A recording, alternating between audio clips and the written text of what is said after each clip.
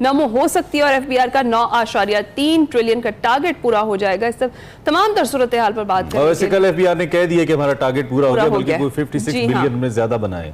बिल्कुल ऐसा ही है। बात करने के लिए अयूब मेहर माहिर मौशियात हमारे साथ मौजूद हैं। अस्सलाम वालेकुम डॉक्टर साहब, सुबह खैर। सर, ये जो दावा इस्लाहात का हुकूमत कर रही थी वो तो धरा का धरा ही रह गया और कहा यही गया था कि अशराफिया को टैक्स नेट में लाया जाएगा, लेकिन वही जो बोझ है वो तनख्वाहदार तबके पर डाल दिया गया है। देखिए, दो इसमें मसले बिल्कुल वाज़ेह तौर पर हैं। पहले तो ये मैसेज दिए जा रहे हैं कि आईएमएफ का बजट है और आईएमएफ की वजह से हमें ये सारे सख्त स्टेप लेने पड़ रहे हैं। ये देखिए, ये काफी हद तक ये बात सही नहीं है, इसलिए कि अगर आईएमएफ के को इन्होंने बिल्कुल फॉलो किया था और उनकी तमाम चीजें मानी थी, तो उनकी चीजों में फिर कभी भी आईएमएफ कभी भी खर्चे बढ़ाने की बात नहीं करता, ना अलाउ करता है। इस बजट के बढ़ाए गए थे और उनके लिए तो टैक्स बढ़ाने पड़े खर्चे बढ़ाने के लिए। कहाँ खर्चे बढ़ाए हैं वहाँ खर्चे अवॉइड किए भी जा सकते थे। बजट में बहुत वाज़ेह तौर पे नजर आ रहा है कि मराहत दी गई हैं, बहुत सारी चीजों पे एग्जेम्पशन दी गई है मराहत याफ्ता तबके को। तो आईएमएफ कभी भी खर्चे बढ़ाने की बात नहीं करता। दूसरा, आईएमएफ ने कैटेगोरिकली कहा था कि आप इनडायरेक्ट टैक्सेस नहीं बढ़ाएंगे क्योंकि पाकिस्तान की जो पॉलिटिकल स्टेबिलिटी है उसको खतरा है महंगाई से, अब फ्यूचर में इन्फ्लेशन से, तो आप इनडायरेक्ट टैक्सेस नहीं बढ़ाएंगे, लेकिन इस बजट में इनडायरेक्ट टैक्सेस ही बढ़ाए गए हैं। तीसरा, आईएमएफ ने फिर एग्रीकल्चर टैक्स का कहा था, शराइत में था कि उस तरफ जाएंगे आप जिन सेक्टर पर टैक्स नहीं है उनको टैक्स नेट में लाएंगे, उनको नहीं लाया गया, एग्जेम्पशन दी गई है। आईएमएफ कभी भी एग्जेम्पशन को अलाउ नहीं करता। तो ये कहना इसकी वजह से हुआ नहीं, इसमें पॉलिसी मेकर ज्यादा रिस्पॉन्सिबल है। उन्होंने टारगेट के लिए आईएमएफ का टारगेट करने के लिए जो ऑलरेडी जिन तबकात का टैक्स था उन्हीं का टैक्स बढ़ाया। तो इसका मतलब यह है कि जो बेसिक रिस्ट्रक्चरिंग है फिर वो तो हम नहीं कर पाएंगे इकोनॉमी की, अगर हमने ये चीजें नहीं की। और दूसरी बात आप दुरुस्त करें कि हमने नहीं की, और दूसरी बात ये कि फिर क्या सिर्फ एक स्केप गोट बना रही है हुकूमत आईएमएफ को, आईएमएफ का नाम लेके? असल में हुकूमत के अपने बनाया हुआ ये बजट है, अपने खर्चे हैं, जारी बात है, जो नजर आ रहा है। जाहिर है अपने रिस्ट्रक्चरिंग एक्सपेक्ट की जा रही थी, लेकिन इसमें कोई किसी किस्म की कोई रिस्ट्रक्चरिंग नजर नहीं आई। और पॉलिटिकल एनालिसिस का देखिए, खुद अभी फाइनेंस मिनिस्टर साहब ने जब ये एडमिट किया कि 2 साल पहले जब इफ्ता इस्माइल साहब ने रिटेल पर टैक्स लगाया था तो लग जाना चाहिए था। जी बिल्कुल वो लगाया था, लेकिन उसको फिर विड्रॉ करना पड़ा था। और विड्रॉ क्यों करना पड़ा था? वो उनके ऊपर भी ऊपर से प्रेशर आया था, पॉलिटिकल प्रेशर। वही लगता है पॉलिटिकल प्रेशर यहाँ भी काम दिखा गए हैं। और इसमें इस बजट में अगर देखा जाए तो इसमें 2-3 चीजें बहुत हट करके नजर आ रही हैं जो कि जिनका एडवर्स इफेक्ट होगा। एक तो ये कि अभी आप भी बात कर रहे थे पेट्रोलियम की प्राइस जो कल बढ़ाई गई है और आइंदा बढ़ाई जाएंगी। 70 रुपीज की लीवी का इंडिकेशन दे दिया गया है। इसका मतलब है मजीद बढ़ाई जाएंगी, किस्तों में बढ़ाना है। वो अभी 7.5 रुपए है, मजीद बढ़ाना है। ये जो अब पेट्रोल के बढ़ाने की वजह है, ये जो ट्रेडिशनल वजह थी कि इंटरनेशनल मार्केट में या तो पेट्रोल की प्राइस बढ़ जाती थी या डीवैल्यू हो जाता था, डॉलर महंगा हो जाता था। यही 2 रीजन थी। लेकिन इस वक्त दोनों रीजन नहीं है। इस वक्त टैक्सेस की या पेट्रोलियम पे डेवलपमेंट जो लेवीज हैं उनकी वजह से बढ़ाना पड़ रहा है। अच्छा। अब जो पेट्रोल बढ़ रही है वो इंटरनेशनल मार्केट या डिवैल्यूएशन से नहीं बढ़ रही, वो टैक्स बढ़ाने की वजह से प्राइस बढ़ रही है। ये बिल्कुल एक हट का है। दूसरा जो इसमें नजर आया है, बजट में क्लियरली नजर आ रही है, वो ये कि इस बजट में अगर तमाम इफेक्ट को जमा किया जाए, उनको एनालाइज किया जाए, तो जो नेट इफेक्ट है, जो नेट लूजर्स हैं, जो नुकसान में बहुत ज्यादा नुकसान में रहेंगे, वो मिडिल क्लास तबका है। ये बजट पर प्रो पुअर है या प्रो रिच है वो एक अलग बहस है, लेकिन इसमें बेसिकली जो मिडिल इनकम लोग हैं उनका जो साइज है वो रिड्यूस होगा। मिडिल क्लास का जब साइज रिड्यूस होता है तो देखिए उसके इफेक्ट बिल्कुल क्लियर आएंगे। एक ये एस्टेब्लिश थ्योरी है कि मिडिल क्लास का साइज बड़ा होता है तो उस इकोनॉमी का साइज बड़ा होता है कि वो कंज्यूमर प्रोडक्ट की डिमांड क्रिएट करते हैं, इंडस्ट्रियल प्रोडक्शन बढ़ती है, इन्वेस्टमेंट बढ़ती है, मार्केट एक्टिविटीज बढ़ती हैं और गवर्नमेंट के टैक्स भी बढ़ते हैं। अगर उस टैक्स कम किया गया तो इकोनॉमिक एक्टिविटीज में एक्टिविटीज श्रिंक कर जाएंगी। टैक्स बढ़ाने की वजह से सबके पर टैक्स जब बढ़ाया जाता रहा, गुज़िश्ता 2 डिकेड से ये देखने में आ रहा है, तो आप देखें बाज़ाहिर तो नजर आता है कि टैक्स टू जीडीपी रेशो बढ़ रही है, टैक्स कलेक्शन बढ़ रही है, लेकिन अगर आप गुज़िश्ता साल के इन्फ्लेशन के फिगर देखें और उस इन्फ्लेशन के हिसाब से देखें तो जितना रेट ऑफ इन्फ्लेशन बढ़ा है उतने ही टैक्स बढ़ गए, उतने ही टैक्सेस की ग्रोथ आ गई है। तो टैक्स में तो टैक्स नहीं बढ़े, वो तो जब महंगी होगी, मार्केट में महंगी होगी, प्राइस बढ़ेगी तो उसमें जीएसटी की कलेक्शन भी गवर्नमेंट की बढ़ जाएगी। ये तो कोई खास बात नहीं है। तो टैक्स बढ़े हैं वो प्राइस बढ़ने की वजह से बढ़े हैं। वो तो क्योंकि सारी बात है डायरेक्ट टैक्सेस नहीं है, इनडायरेक्ट टैक्सेस है और उसका बराह रास्त ताल्लुक बन जाता है, कोरिलेशन बन जाता है। ठीक है। और डॉक्टर साहब जी डॉक्टर साहब, जिस तरह से अभी सैलरीड क्लास की भी हम बात कर रहे थे, 8,30,000 से ज़ायद जो सैलरीड पर्सनस हैं उन पर 10% जो इजाफी सरचार्ज लगाया गया है, इसकी क्या वजह बनी है? इस हवाले से भी बताएं। ये देखिए सिर्फ कलेक्शन के लिए बढ़ा है, लेकिन बहुत अजीब सी बात यह है कि जो ज्यादा टैक्स दे रहा होगा एक लिमिट से, उसके टैक्स के ऊपर एक उसको सरचार्ज देना पड़ेगा। अजीब सी बात है कि अगर ज्यादा टैक्स दे रहे हो तो जुर्माना देना पड़ जाएगा। तो अजीब सी है ना कि वो इनकम पे नहीं लगेगा, देने की सजा है डॉक्टर साहब। क्यों टैक्स दे रहे हैं आप?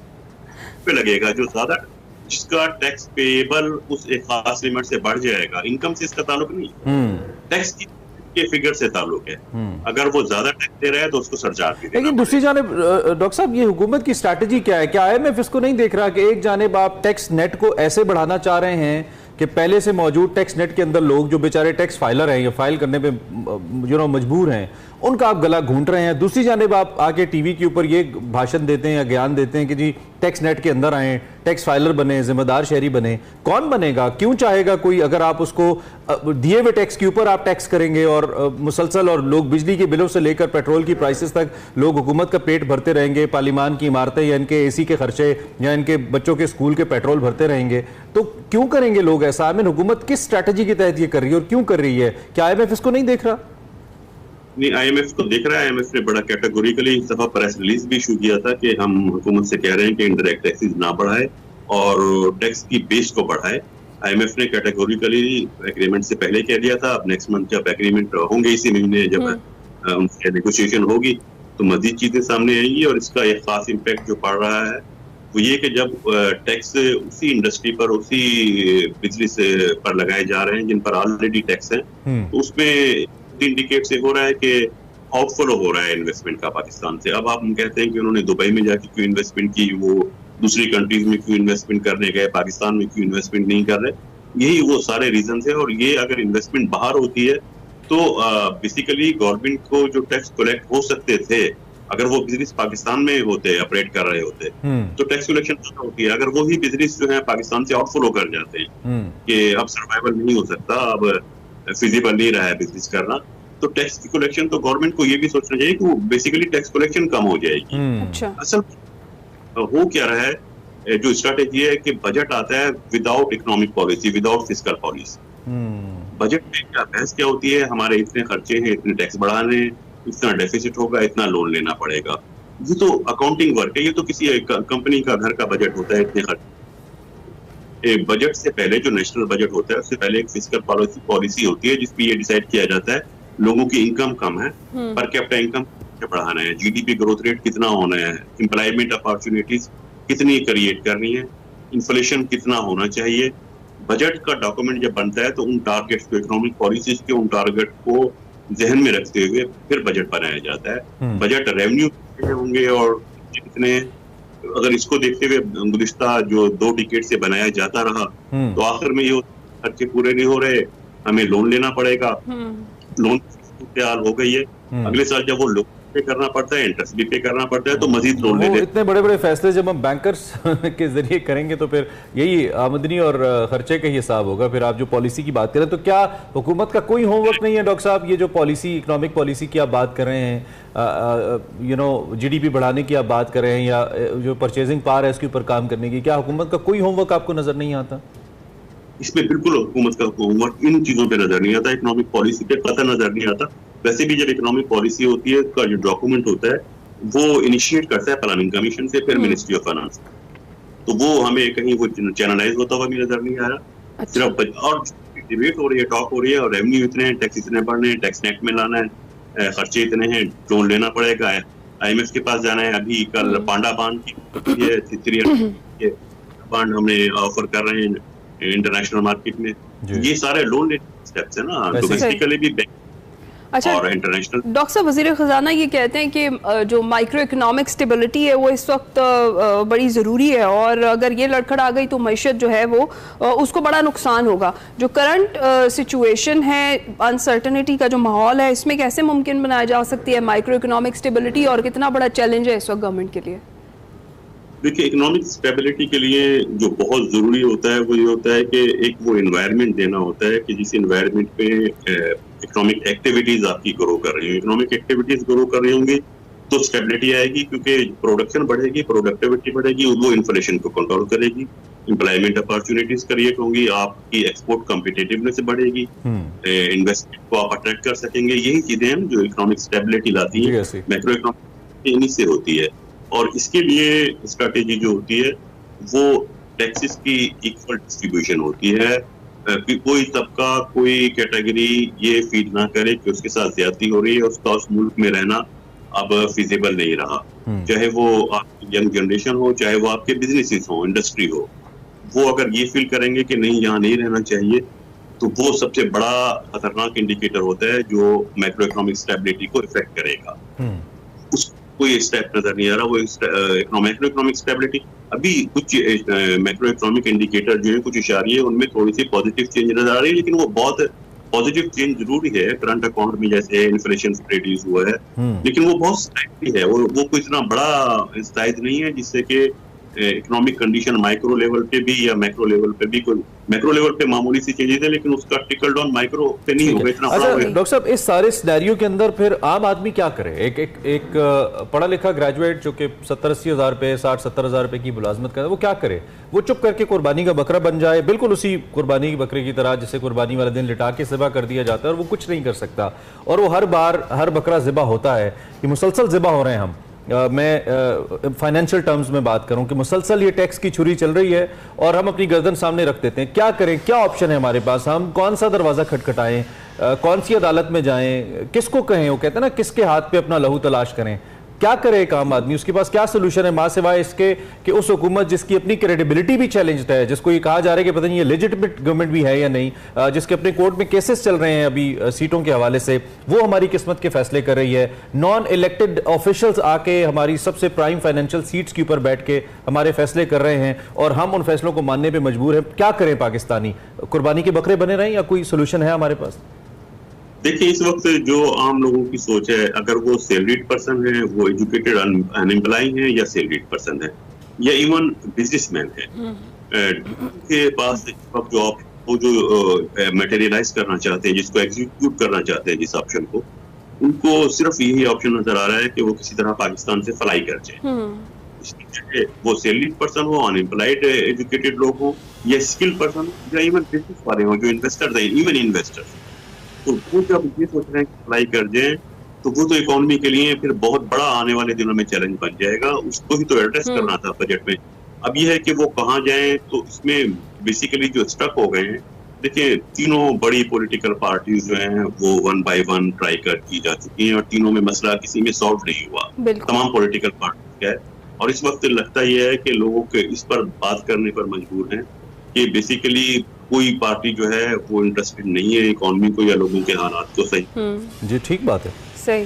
तो कंसेंसस है इस पर, और वो कंसेंसस के जरिए बजट पास हो गया है। बजट जो है वो फाइनेंस एक्ट में बन चुका है, कंसेंसस सबका है, तो इसमें कोई पॉलिटिकल सोल्यूशन कोई नजर नहीं आ रहा। ठीक है। आप डॉक्टर साहब कह रहे थे यहाँ से फ्लाई कर जाने के लिए लोग सोच रहे हैं, उन्होंने वो रास्ता भी जो है ना, उसमें भी मुश्किलात खड़ी कर दी हैं, टिकट्स पर भी टैक्स लगा दिया बहुत ज्यादा। वो भी रास्ता अब जरा पासपोर्ट ने जब्त करना। हाँ, ये भी हो सकता है, बिल्कुल जो सिचुएशन चल रही है। अच्छा, ये जो दावा किया गया है कि जो नॉन फाइलर्स की इख्तरा है, इसको बिल्कुल खत्म कर दिया जाएगा, जो करंट जो स्टेप्स हैं हुकूमत के, जो इकदाम है, उससे लगता ही है कि मुमकिन होगा?